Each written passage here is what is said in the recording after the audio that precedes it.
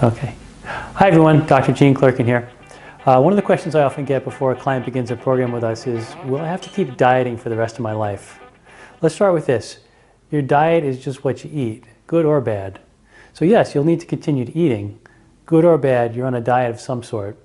In my opinion, diet has become somewhat of a four-letter word, meaning eating in a way that you don't like for a period of time, at which point you return to the previous eating habits. This, by the way, is a very bad idea, which doesn't work good long-term and is so bad for your health that you're better off not doing anything at all. The first thing we need to do is change our mindset about how and why we eat.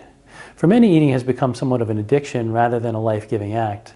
The first thing we need to do is recognize this and realize that, like with any addiction, we need to take it seriously.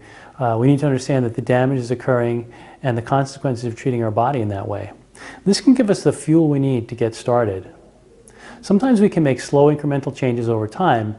Many times it helps if we clean up our diet in a shorter time period to create as much of a shift as we can and essentially reboot our system.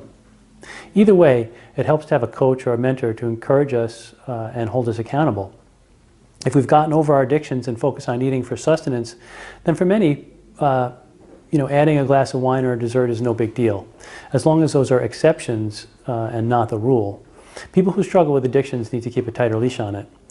And then there's people like me. My body's taken quite a beating over the years, and I've got to eat well or my body doesn't do well. And so it's become part of my internal culture. I don't even give it a second thought. I can think of no circumstance in which I would stop and eat at McDonald's, for instance. But I'm not suffering at all. In fact, I eat really well and I eat really delicious food. Anyway, it's really a matter of thinking about your diet as a long-term strategy rather than a temporary change. We love to help people in creating healthy habits and compiling a ton of healthy, delicious recipes as well, which we're delighted to share with you. We'll see you soon.